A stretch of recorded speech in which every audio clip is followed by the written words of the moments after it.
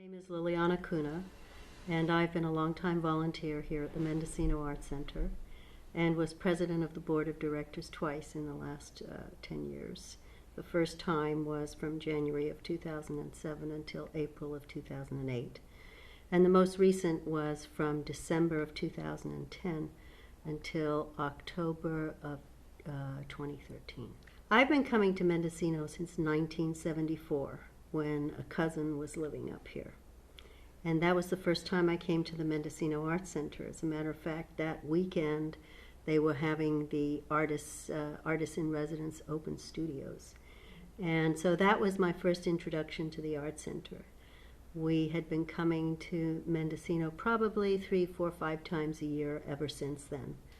And finally in 1999, when I just could not take one more day in Los Angeles, we decided to move up here permanently.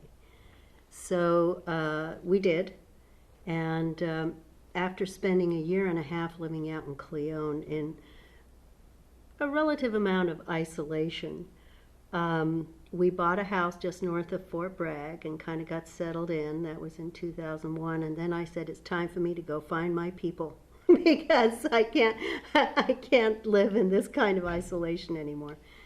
So I came down to the Art Center, and at that time Judith Goodrich was manning the gallery. And I must have had a sign on my forehead that said help, because Judith took one look at me and said, "You know what? You ought to join our volunteers." And I did. And that was the beginning of a really close relationship with the Art Center. In 1974, the town was still pretty ramshackle. Most of the buildings on, is it Ukiah Street where the post office is? Or is that Albion? It's Ukiah.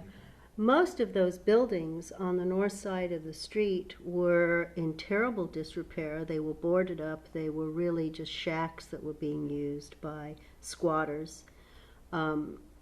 A lot of the other houses in Mendocino really looked as though they needed some maintenance. And but however, there was still, at that time, the Art Center had been around long enough that there were galleries, and there was really an incredible sense of community here. I remember going to the UGG, and which became the Moose Cafe, and which is now Trillium. And we would go there. It was a coffee house, and there'd be somebody plunking on a guitar, and the fire going in the fireplace, and that was before cable television came to Mendocino. The community was really alive then. People were out doing things all the time, and it seemed to me it had a vibrance that I don't see today. You know, I mean, you see it maybe on the weekends or in particular places, maybe at the theater or at the Art Center or on Main Street when the tourists are going through the galleries.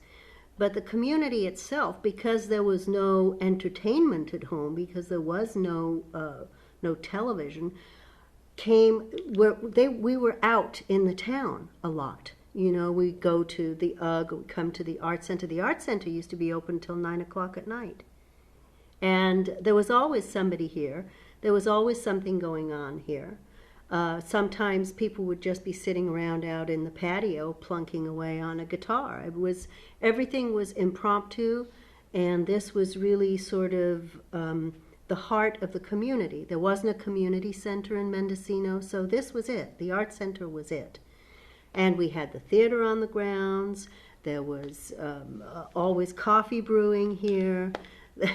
It was, you know, and then there were always artists doing something out in the studios. So it was very vibrant, very active. And since the advent of cable television, of course, people aren't out as much as they used to be. And it's not, in the evenings, but it's not just in Mendocino that's true either. The same is true in Fort Bragg. I remember we would go to the Headlands Cafe in the evenings, and there'd always be people out on the streets milling around. We'd be doing things, you know, going here, going there, going to a concert, there was a lot of evening activity that I sort of don't see anymore. I kind of miss that. Plus, there was a huge children's program here. A lot of the artists that Bill brought here, Bill himself, they all had young children. So there was a lot of activities with the children here because, again, there was no rec center. And so everybody pretty much revolved around the art center, the kids, the adults. I mean, where the kids go, the parents go pretty much. We had come through a time where many of our friends and relatives had been in Vietnam. Some of them came back and some of them didn't. We went through that whole Kent State.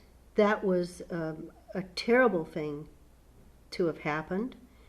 And I think it shocked a lot of us to the core that this country would kill its own children. That was a remarkable event to have had happen. I dabble in a lot of things, but I made my living as a garment designer for several years, and following that, design and creation of jewelry from found objects. I mean, I used to, all of my components were purchased in India. I used to travel to India, and everything were antique silver pieces from India, Afghanistan, Pakistan, Tibet, Yemen, but all traded in India. And people would ask me, aren't you afraid to go to India by yourself? And I said, no, I have the most wonderful job in the world.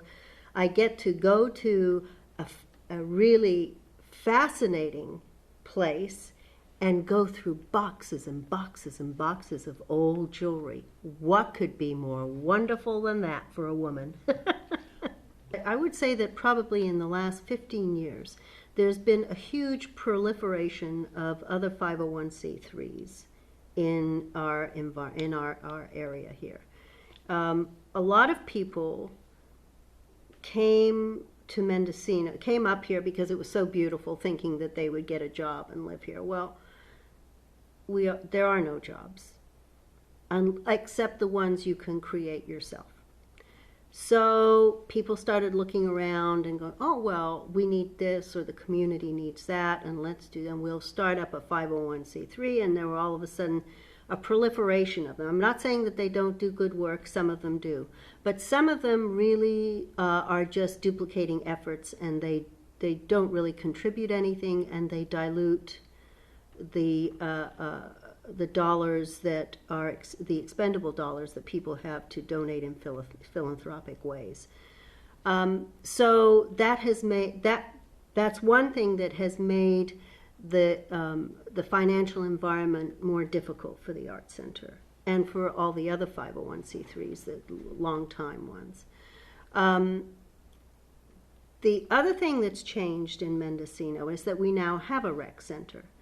So for a while, for several years in the beginning of this century, we were still trying to operate a youth program.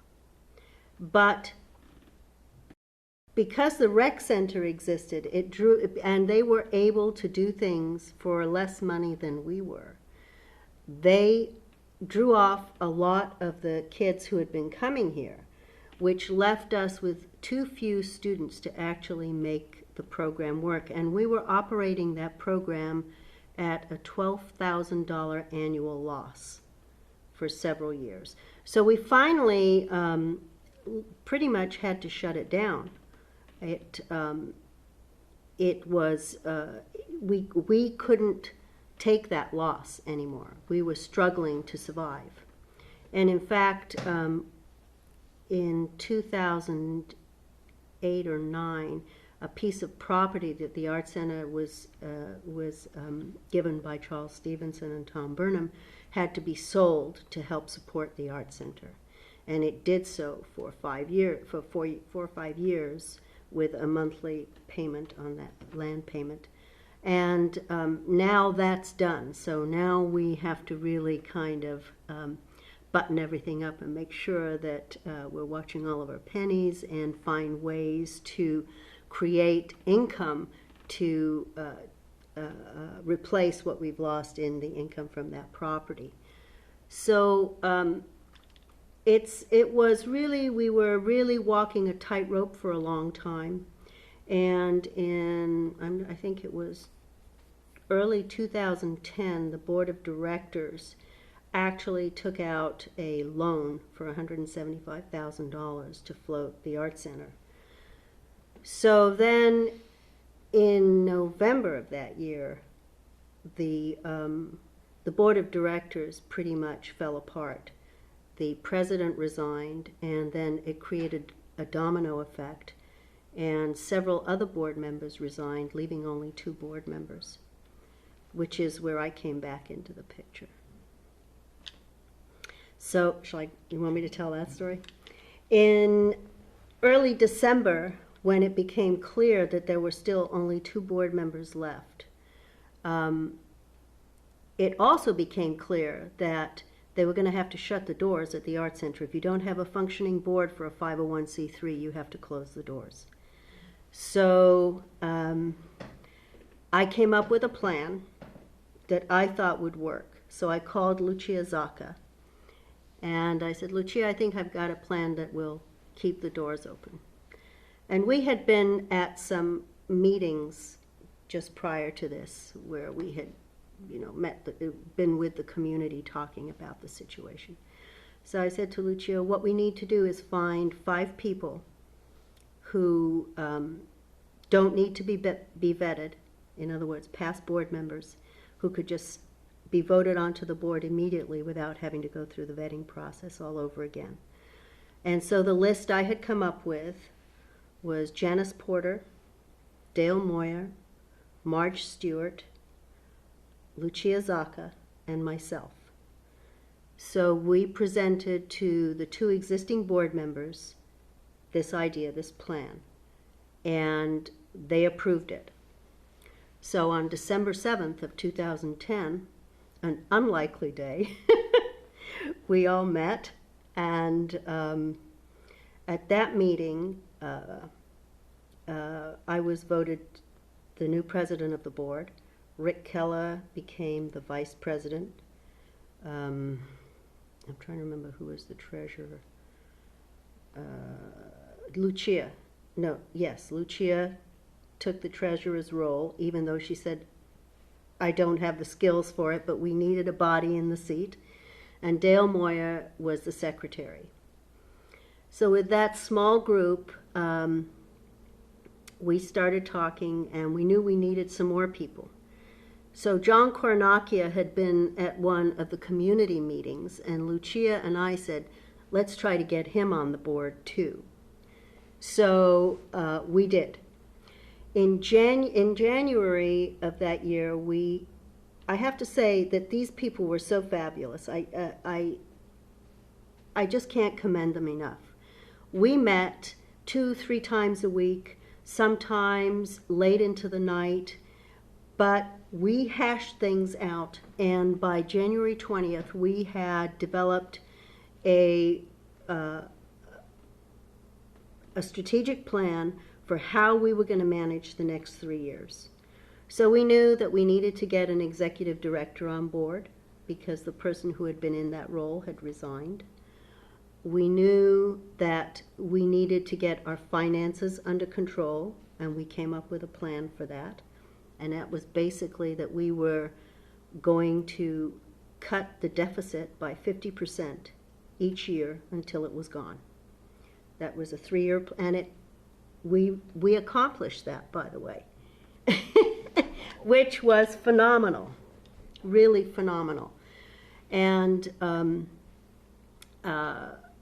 so we started looking about for how we were going to get an executive director. Marge Stewart knew of an organization in Los Angeles that provided interim executives for 501c3s. And we called them. They found 2 candidates. We interviewed them via Skype, and of the two candidates, we picked Lindsay. And she tells the story of seeing, we were all sitting around a little laptop computer, and we were sitting in two rows, you know, all kind of clustered together with heads bobbing up and down. But we held our brief interviews that way, and then Lindsay came on board for 6 months as a consultant, and that's how we got her here in the first place. Then, of course, like everybody, she fell in love with the place, and keeping her wasn't a problem then.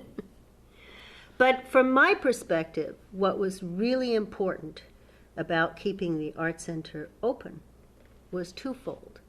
First, it really is the heart of this community, and it has been for a very long time.